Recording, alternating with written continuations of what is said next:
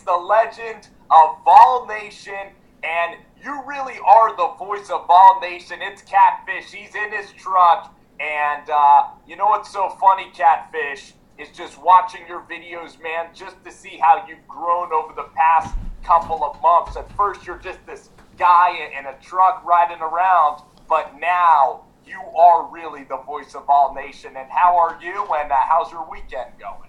Man, it's going great. I tell you what, this has been way more than I ever could have dreamed, this whole YouTube thing. Big Vol Daddy got me into this, and I was just doing it as a hobby, and man, it exploded. You wouldn't believe the Bama fans, Georgia fans, Florida fans that love the show. And it's just, I just hope I keep getting better every week and every video. So, Big Vol Daddy, how did you befriend this guy, BVD? BVD was an incredible movie maker. Were you a huge fan of BVD when he was out, you know, cussing at Butch Jones or cussing at Lane Kiffin? Tell me some of your favorite BVD videos that you went back and watched, and then tell us about the relationship and how you started that relationship with BVD. Well, BVD is awesome. I've been watching his videos since the beginning, and I'd say my all-time favorite. It hurts to watch it because, you know, the pain is the 2009 Alabama game where he had his reaction video. But I just enjoy watching his passion. He got upset. That's a great video. I love the one where he was on Fox Sports where they had his Lane Kiffin kiss-off video. That was unbelievable.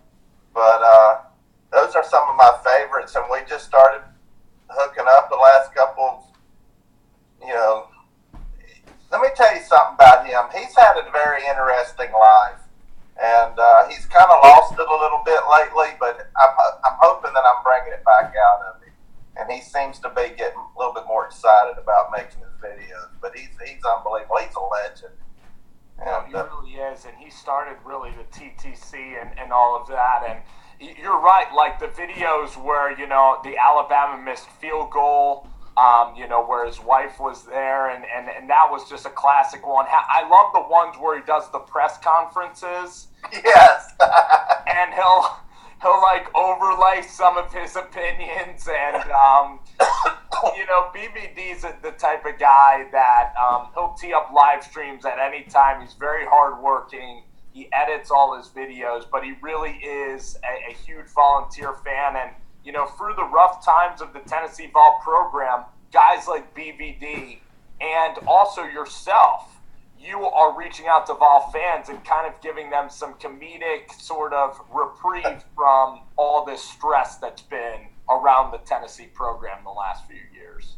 Absolutely. And you know, he's going on the truck with me here in a couple of months, and that's going to be off the hook. It's going to be a blast. I can't wait. So you're going to be with BVD for like a week in the truck? Maybe a month. It's going to be fantastic. I've got some Catfish restaurants that's going to have us there. We're going to do kind of like diner drive-ins and dives, sample their catfish, interview their customers, talk sports. It's going to be great. We've got a lot of things on the horizon. It's a whole road trip. It's a road show. Volunteer Roadshow. Yes, it's going to be everything. You know where you guys should go? You guys should go down to Georgia and interview Uncle Lou and talk some smack to Lou. We're going to go down to Augusta and shut his pie hole. That's what we're going to do. I've been trying to shut his pie hole for 2 months, and I've come to realize I don't think it's ever going to happen. Yeah, you got to humble Uncle Lou now with all those subscribers. Uncle Lou's a big-headed guy already. He doesn't need help with his ego. And now all these subscribers, you know, it's even going to be harder to get that guy, you know, back down to reality. So maybe Alabama or Arkansas or Auburn can take care of the dogs, you know, in the SEC title game. You know, I say a lot about Uncle Lou, but actually behind the scenes, we're good friends, and he's helped me out a ton with my show, and I've got to give him props. He's a good guy, very creative, and he's very talented at what he does. He really is sensational, and he also is very comedic. and he could talk about any different subject that you would want, and he's a very creative collaborator, and he's able to mix in and edit almost better than anybody out there. And a lot of people that don't make videos, they don't really understand what goes into the process of all that work that he's made, to make those things possible. Yeah, he's told me it's taken him 5 hours to do a video. He's tried to point me in the right direction to do some cloning and some characters. I just hadn't had time, but next year I'm gunning for Uncle Lou. I'm coming for you, Uncle Lou. He's coming. He's coming for him. We got Catfish here on Rover Sports on a Monday. We really appreciate you, Catfish, for coming on the show. And I wanted to talk about the Tennessee Vols. Brett Venables, the one thing about Brett Venables that I really hear a lot is that this guy kind of has like a coordinator's attitude, that he's very highly intense. And when you're the coach of Tennessee, you're almost like the Pope or the politician of the state of Tennessee. You got to kiss babies. You got to shake hands. It seems like Brett Venables is so into football, so into the X's and O's and the intensity of the game, that a name like him doesn't resonate as much as maybe a John Gruden or a Dan Mullen. What do you think about Venables and his ability to kind of maintain and oversee a program? And do you think he's not getting talked about a lot because maybe he's not in the mindset of, kissing babies and doing all that extracurricular stuff? Well, Venables, he really wasn't on my radar until very recently, and I put up a video about it. You said you saw it. But I tell you what, he impresses me more and more every time I hear him talk, watch some videos of him, and he's got some great credentials. He was at Kansas State, Oklahoma, Clemson. He's been in 5 national title games. He's beaten Jalen Hurts, J.T. Barrett, Baker Mayfield. 21 seasons, 16 of them, he's had 10 or more wins, and he's overall, as a defensive coordinator, 69-5, 37-3 in the last 3 years. He's a fantastic recruiter. The more I read about this, the more I'm just impressed. They had to employ a strength and conditioning coach for this guy. They called the get back coach, just for him, so they don't get a penalty. I saw that they had this little intern there on the side that literally had to hold Venables back because he's so intense. That's hilarious. We need that. That the coach, that this poor kid, 19 years old, he gets credit as the hold me back coach. I'd love to be the hold me back coach. That sold me right there. When I saw that clip on the get back coach, and that's his only job is to follow him around and to keep him off the field so they don't get a penalty. That just shows his intensity. His intensity, his work ethic, he's hard-nosed, and we need a coordinator from the defensive side of the ball, because defense is always sound tackling, assignments, and just hard-nosed. And offenses, they change all the time. But defense, we got to have that attitude to get back to where we were. I mean, you think about the greatest days of Tennessee history in the last 20 years, we had some fantastic defenses. And we need to get back to that. And I'm tired of hearing about Gruden. I think Gruden would be great for my show. He would sell tickets for a little while. But when you think about it, he's 95-81 in the pros.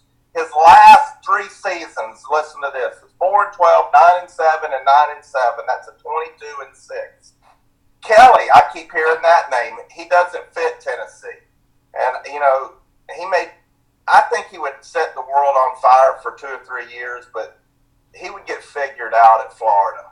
And we don't have the patience for him to recruit his players that it take to run that circus offense. And Florida, Florida is a great recruiting ground.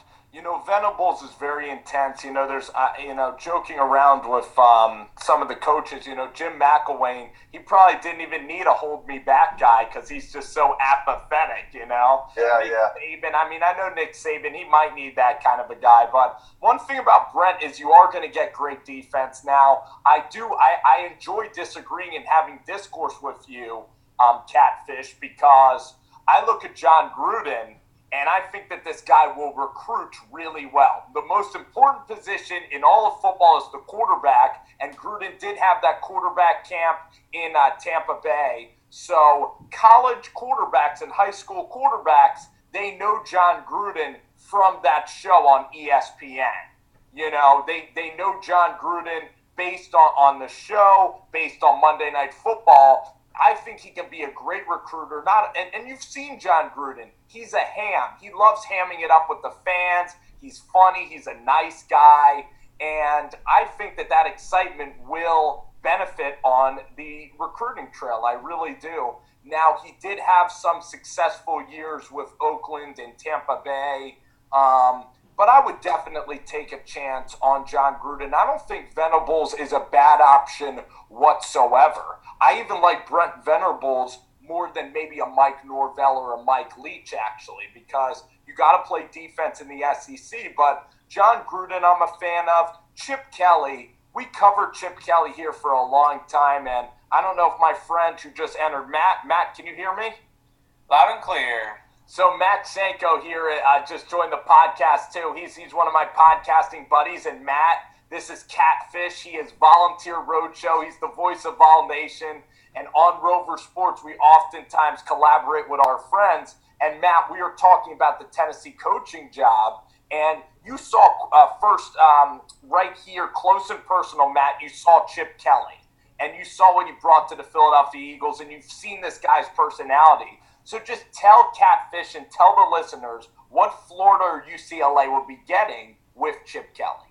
I think they would be getting a fiery guy in Chip Kelly. I know he's done very well in the collegiate ranks, much better than the NFL. I mean, the numbers don't lie there. I mean, taking Oregon to a national title game, at least, you know, much success at Oregon, you know, being able to recruit players, you know, some of the top 10 recruiting classes, you know, in quite some time since, you know, Oregon's been, you know, on the downfall since Chip Kelly left. And I just feel like his up-tempo style of offense that Chip Kelly likes to run, the no huddle, the, you know, more of like the West Coast, more of like kind of like a West Coast one halfback, you know, outside of his flat.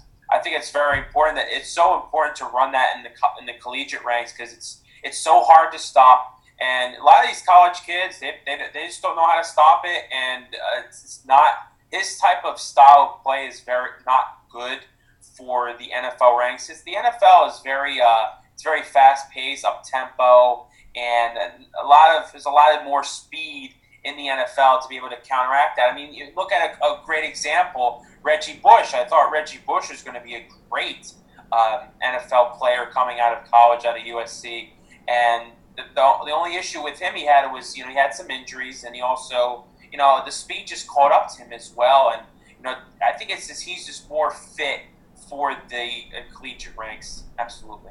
That's a possibility. And Catfish, I want to get back to Tennessee. You guys had Joshua Dobbs. You had the big win over Florida a couple of years ago. But I just look at this offense, and it never really was an elite offense. I think a couple of times the defense played pretty well. But watching the Tennessee Vols under Josh Dobbs for the past couple of years, I think you guys need a really prolific quarterback to really get that offense in motion. And also, Catfish, does it sting your heart a little bit watching Alvin Kamara just dominate with the New Orleans Saints? And are you a little bit disappointed that you didn't get more years and more mileage out of Alvin Kamara? Because he's a beast on the New Orleans Saints. Well, Kamara is a great story. He was originally at Alabama. He transferred to Tennessee, and I think he's a beast. I wish he would have stayed one more year, but I'm proud as heck. I'm not a huge NFL fan. SEC is my world. And when the further south you get, the more it's like that.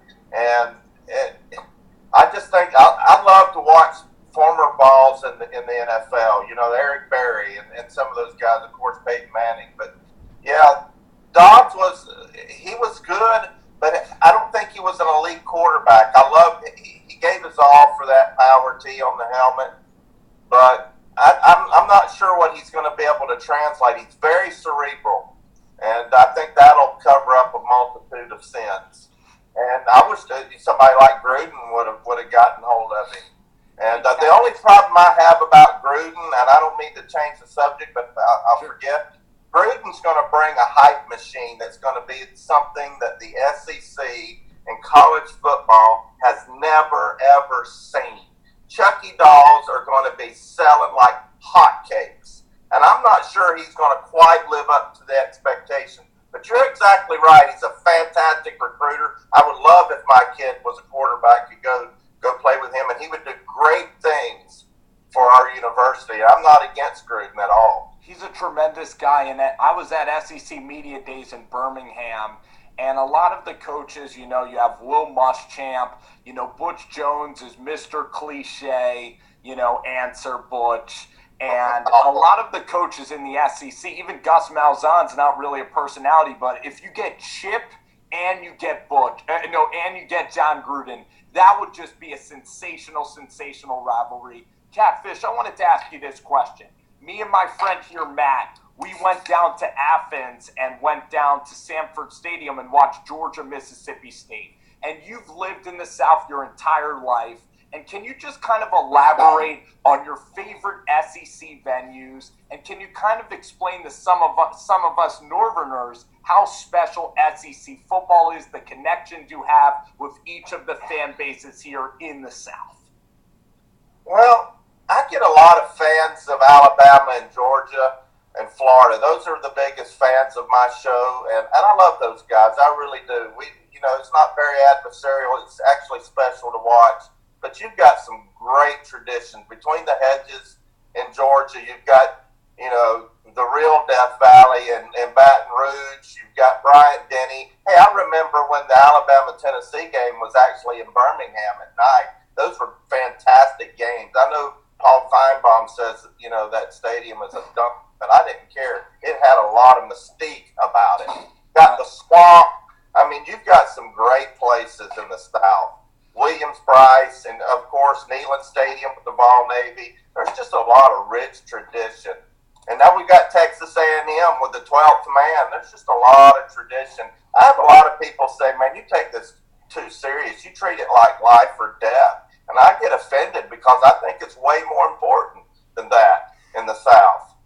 It is. No, it definitely is. It's so dang special, and the rivalries, they always happen, every single year, and it's all bragging rights, and you guys are all kind of clustered together, and it's always talking points.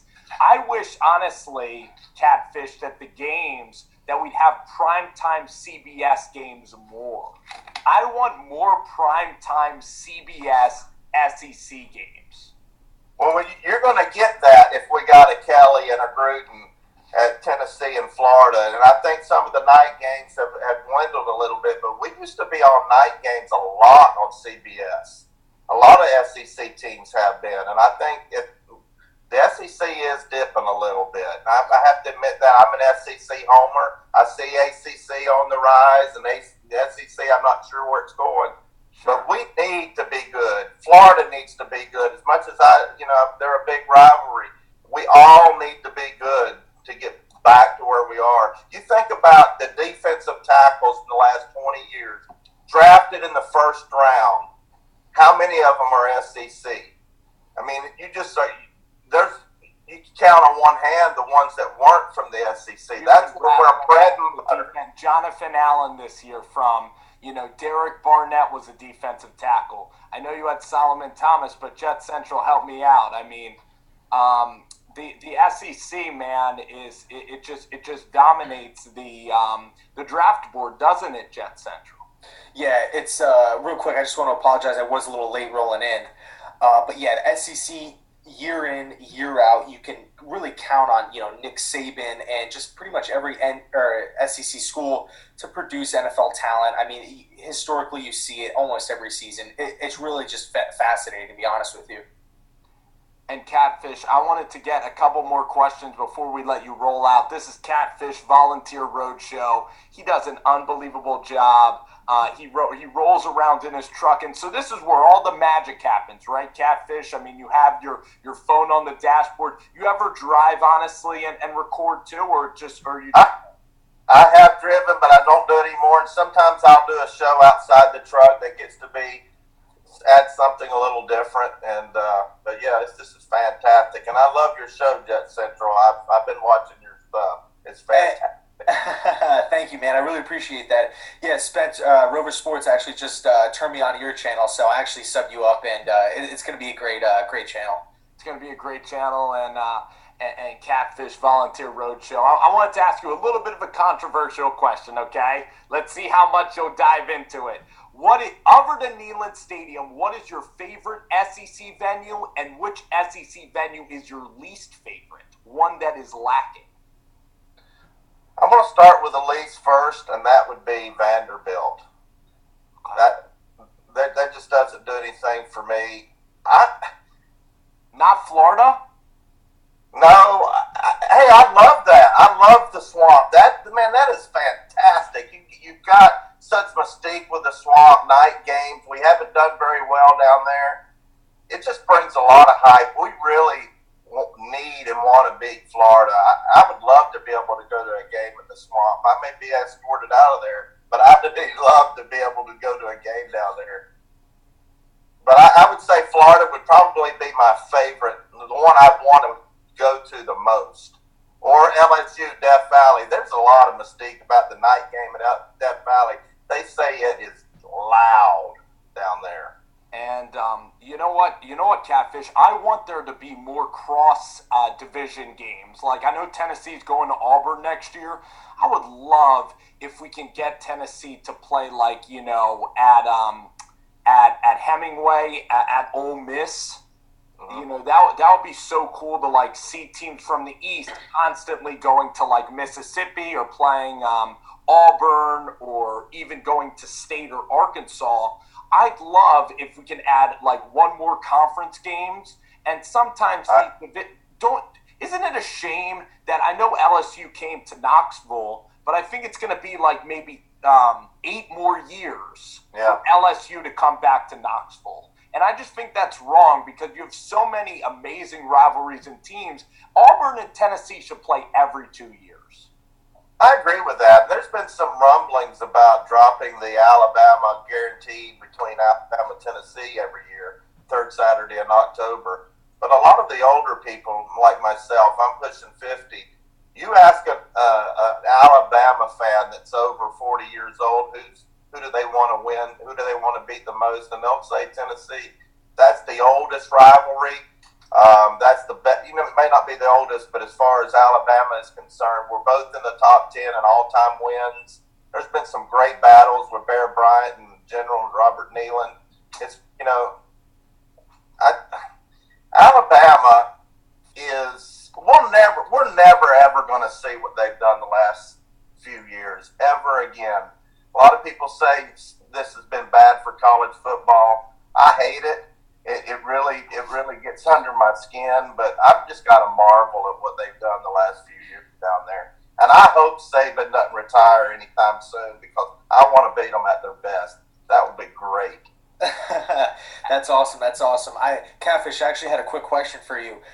Being a Volunteer fan, and I know you guys probably could have talked about this already because I was a little late rolling into the show. But if you could pick anybody right now to be the new Volunteer head coach, foreseeing in the future, if you could pick anybody, who would it be? Brent Venables. And I did a video on that. I think he has a fantastic record. And if we're going to go for a coordinator, I think it needs to be on the defensive side of the ball. We did talk about it earlier. I love Gruden. I think he'd be fantastic for the university. It would be fantastic for my show. It really would be. And he would be a great recruiter. But I just like more and more about what I've been seeing from Brent Venables. When you have to employ a strength and conditioning coach to be called the get-back coach to keep him off the field from getting a penalty, he's just intense. And his record, listen to the quarterbacks he's beaten since the playoffs started. Jalen Hurts, J.T. Barrett, Baker Mayfield, who I think is going to win the Heisman. And I just think he's got some great credentials. 5 national championship games he's been defensive coordinator in. He's been around greatness. 21 years, he's had 16 10-plus win seasons that he's been the coordinator of. And I just think he'd be great for us. He wouldn't have the hype train that I think would be very difficult to overcome. 10-2 would be disappointing with Gruden. I think it would be. He would be the Messiah, and I don't think he'd live up to it. That's my opinion. But I would be ecstatic if they got Gruden. But I think the smarter move would be Brent Venables, in my opinion. Absolutely, and I totally agree with you there. And it'd still be so difficult even to get Gruden out of the booth because you watch him. He loves what he does in the booth. He doesn't have to worry about going to meetings or doing all that traveling. Scout players. He seems like he loves what he does. ESPN, I'm sure, pays him very well, and that would be a tough ticket to get him in town there. But I just wanted to jump ship a little bit on SEC football. You were talking about Alabama. We got a doozy this week. The Iron Bowl, Alabama, Auburn. This is for the battle of the ages. Roll Tide, War Eagle. One of the best, 30 for 30s I've ever watched. They've done an absolutely great job for that. And this game is just going to shake up everything. I just feel that, even Alabama, I can easily see Alabama losing this game.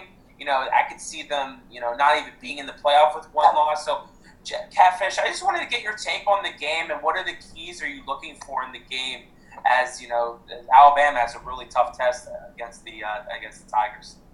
I've been asked a lot on my YouTube live stuff, who do I have in that game? And I'll tell you at the end of this, but I'm a little bit concerned in Alabama's defense. It's starting to slip. They've had some injuries.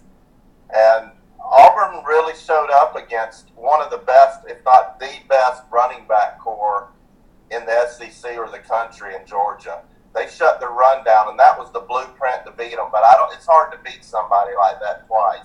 But here's my answer, who I think is going to win that game. It's going to be fantastic. It's going to be a bloodletting. It's going to be may get out in history. It's one of the greatest Iron Bowls ever. But I think the winner of that game is going to be Georgia because they're going to be a lot of bruises in that game when they come to the SEC championship game.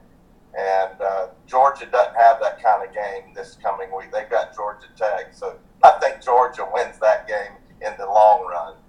So that's the way I can skirt because I got some fantastic Alabama fans that love my show where I'm not going on the record and picking a winner because it could go either way. There's a lot that could happen, but I think ultimately Georgia wins it because they'll get a softened up Alabama or Auburn in the championship game.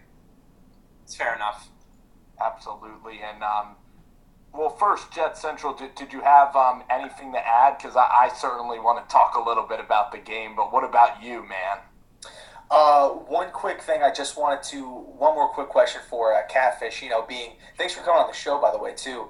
Really appreciate that. But how do you like the quarterback switch? Because I thought the start, I forget his name, but the guy who started the season, Normandy. I didn't necessarily think he was like horrible, but I felt like the quarterback change, they made it try to get a spark to kind of spark that Volunteers offense. What are your thoughts on that, and how do you like the new guy? Well, Garantano showed me a lot when they first put him in. I forget what game it was. His first game, he had a couple of drives that I was very impressed with, and I think he has a cannon for an arm. And Will McBride came in the Missouri game. He actually started. That was his first game. And, I think he did good. He's a young kid, Will McBride. But depending on the coach that comes in, I'm probably higher on Will McBride as far as pocket presence because Garantano was holding the ball way too long. And we don't have an offense that can hold up the pocket long enough as it is. And that's a coaching situation, and he wasn't getting rid of it. He was taking sack after sack after sack.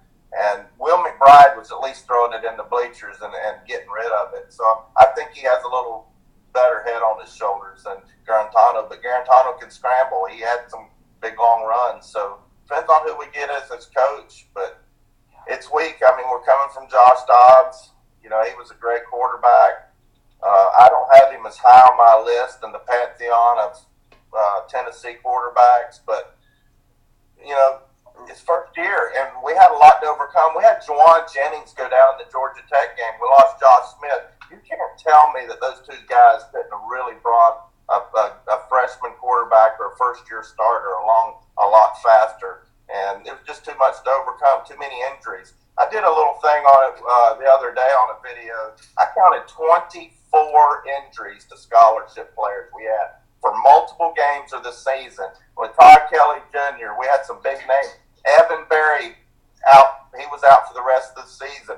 Jawan Jennings, Josh Smith; those are just some big names, and everybody on the offensive line. We had 4 starters last week that were freshmen on the offensive line, and that's just SEC football. It's all about the trenches, and it's just hard to hold up. So it's hard to say who's better because we just had so many mismatches on the offensive line. But to tell you the truth, and I look at this Tennessee team, and there's a couple of players that I think are really skilled players that are going to play on Sunday. I think Justin Martin, one of the corners, is very, very skilled.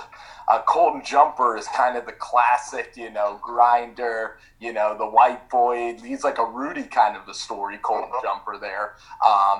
Then you guys have the left tackle as well. I don't know if he could come out yet, but I still think he's a really good player. Drew Williams? You got Batuli. He's a great defensive linebacker. I think he's good. Shy Tuttle came back towards the end of the season. Daniel Batuli, Warrior, Nigel Warrior? That's Dale Carter's son, the great Tennessee safety, and went on into the NFL. That's his son.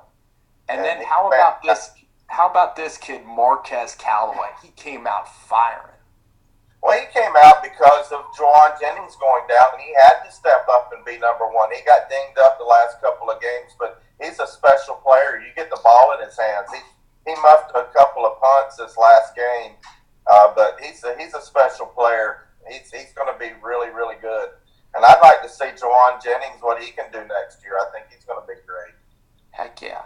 And Evan Berry, I believe he's gone. I really do. They held him out. I think that was to go into the draft. So, Catfish, last question I really have for you, and thanks so much for stopping by Rover Sports here. It's been an absolute blast having you. We'd love to have you on Mondays or throughout the weeks. It's a blast talking with you, and everybody go check out Volunteer Roadshow, up and coming Vol Nation. It's fantastic.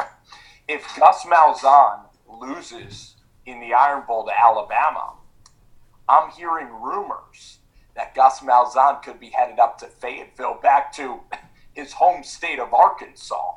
What do you make of those rumors, and is Gus crazy to consider that? Well, you're bringing up a good point. I think there's something to that. He was a high school coach up there in Arkansas. That's really what got his start. I think he would probably jump at the chance to get back to Arkansas. And with Bielema, they say he's on the way out the door. I think there's something to that. I just heard that actually today, and I hadn't heard that before. But I don't think he's going to go anywhere. He always does just enough to keep his job, and I think he's done enough with beating Georgia. I don't think they fire him. But if he had a chance, and Arkansas actually went to go, I think Arkansas is actually going to go to Gus anyway.